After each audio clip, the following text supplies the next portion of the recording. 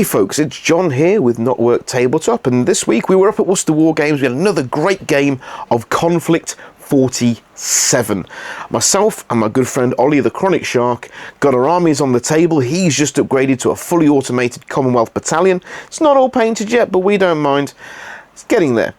And we had a good old grind fest and a fight. So keep on watching and see what happened.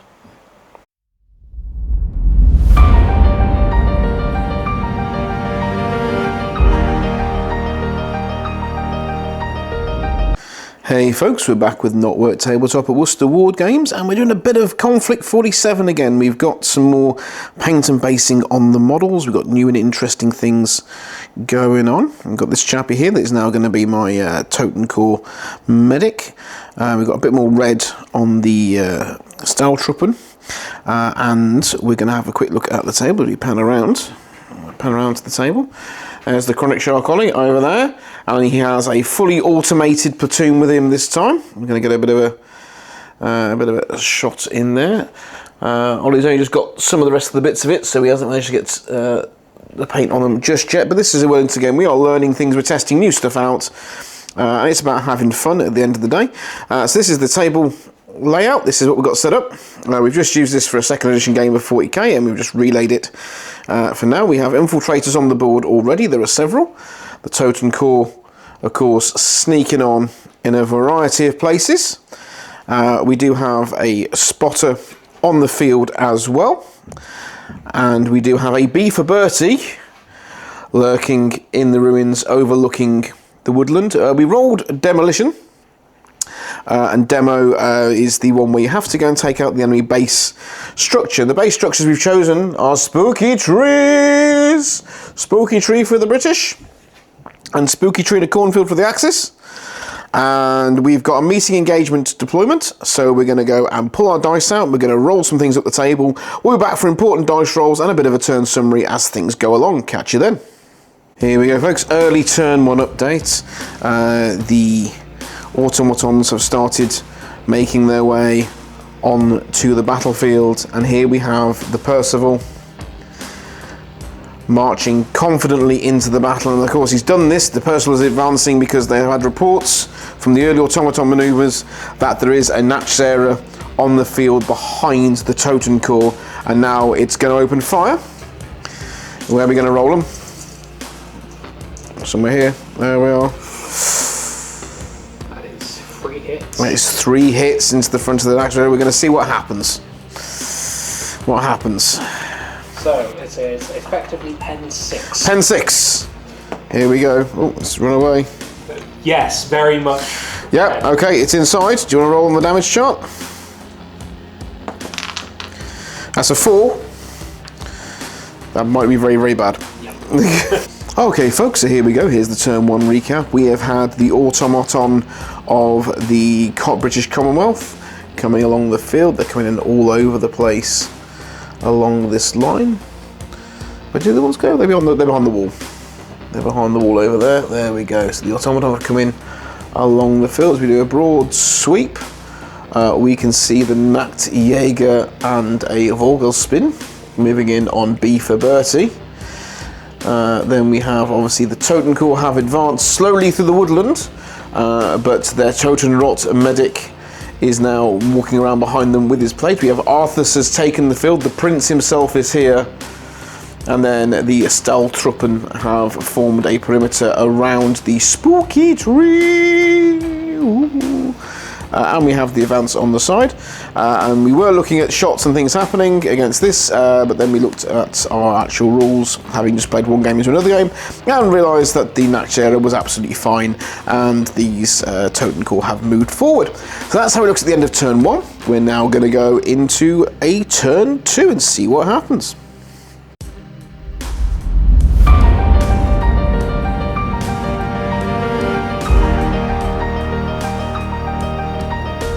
Okay, so at the end of turn 2, and it looks like the Commonwealth are going to have a very much their way this one. The Vogelspin has been absolutely annihilated by combination fire coming in from the ruins over there. The Percival and some Mark IIs absolutely tearing their way through the Vogelspin. The Nachtjäger have descended upon B for Bertie, who's had to burn through his luck to stay alive. There is a dead vampire on the way in. So we've got Bertie cornered there a little bit. The Totem Corps have advanced out of the woods, supported by their mystical medic chap here in the glowing green tablet. Arthas advances with them, but the Staltrooper just suffered massive casualties from heavy weapons fire. Being in the fields did not help them at all, as the Mark 1s over there absolutely laid waste to the Staltrooper advancing through things. I don't have much luck with the Staltrooper typically. It's like 2 out of every 3 games they seem to get absolutely slapped. This advance happened here. We've healed back some things and already rolled the Rift dice. So the Totem Corps, supported by the Nachtjäger, have advanced and they are slowly creeping up towards the robots. So we're going into turn 3. We're starting to gain against the Commonwealth objective. Nothing has yet approached the Axis objective, but the defenders just got absolutely battered. So we'll catch you in a bit.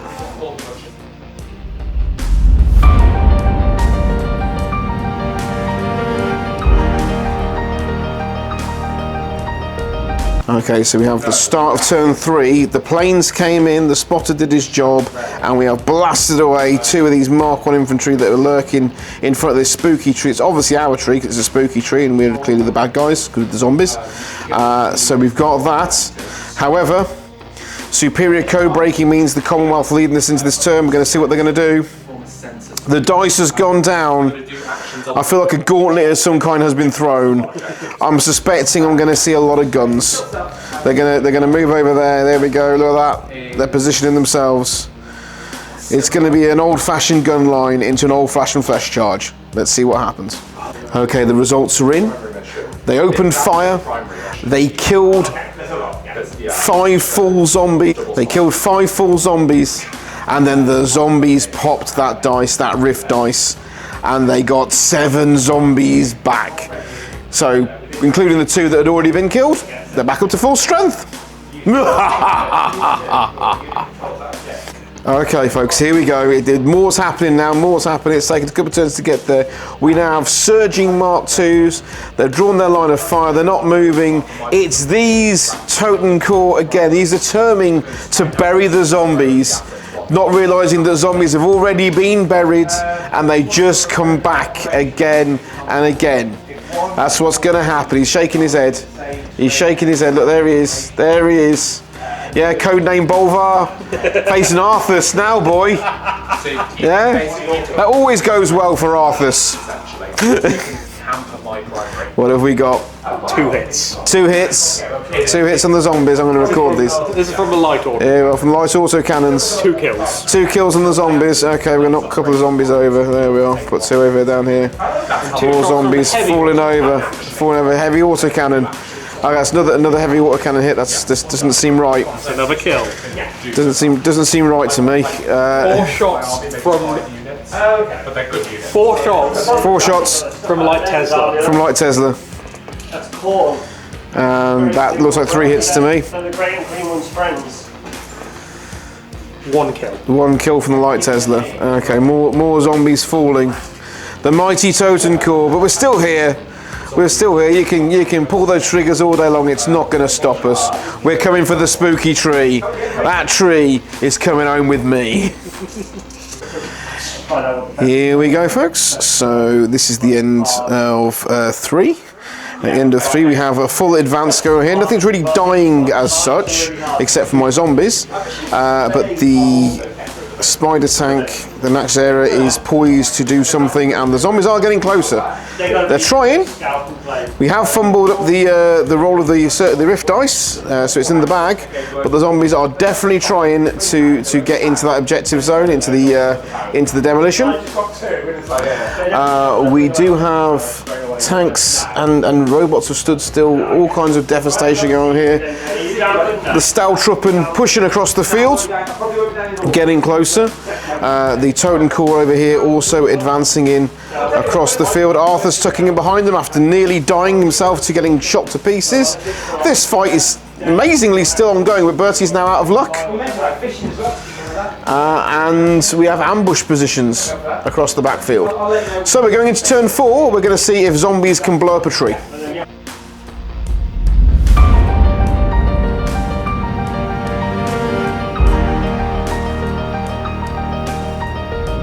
Okay, here we go. The fight is happening. The zombies are slowly falling, but so are the robots. This is going to get close in. It's nasty. This is a dangerous place. It's a hostile woodland. However, the rest of the Commonwealth have yet to act, and I'm not entirely sure the Axis have got many answers left. Let's see what happens. Okay. The Naxxera has pushed into the fight. We weren't 100% clear on exactly how far running through and stuff. I've read it a couple of times now. So he made it when I made contact, rolled his attacks as the run through, and smashed the unit. That seemed to work for us. So that's what we're going with. And now we are dangerously close to zombies destroying a tree, but it ain't over yet. Okay, here we go. A bit of a re-record.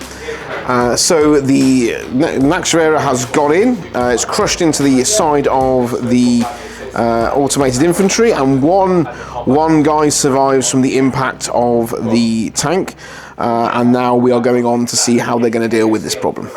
Okay, we're back again. That fight happened. These guys did some stuff. A lot of shooting stuff going on in the middle. Arthas advances, running through a hail of bullets and lightning arcs and everything else, and they just can't touch him. The Prince lives. The Totem Corps advancing across the side there. The Naxxera have finished off B for Bertie. They're gone. These guys all stood in Overwatch and ambush, and now they're looking a little bit lost. And we're going to see what happens as we go into the final turn of this 5-turn mission.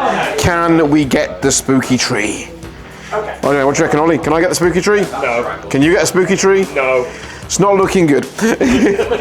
Well, this could be the first game of Konflikt 47 that I haven't won in a while, so that'll be good.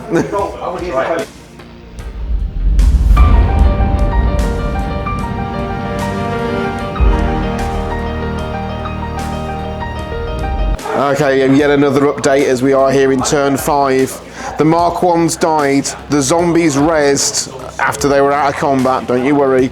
And then the Mark 2s have come charging in to try and either obliterate the zombie menace or at least hold them at bay long enough to stop the tree from falling. Now we're going to see what happens, as I always say. But as tough as these robots are, we still of course have a Naxxera waiting in the wings to even things up. So it all comes to an end. We've established that with this charge and with this fight, the Commonwealth cannot even get close to scoring to getting onto the objective to destroy it. But also, while we engaged in combat, I cannot destroy the scary tree with my infantry, and the Naxxera is not allowed to destroy it. So we end the game with the advance in the middle of the table, the ambushes on the flanks, and it is a fairly inconclusive result for both sides. If there'd been another turn, maybe things would have gone differently, but even so, difficult to get there. But that was a fun bit of Konflikt 47. I hope you've enjoyed watching along, folks. I'm going to zoom in a little bit there because it's a bit zoomed out.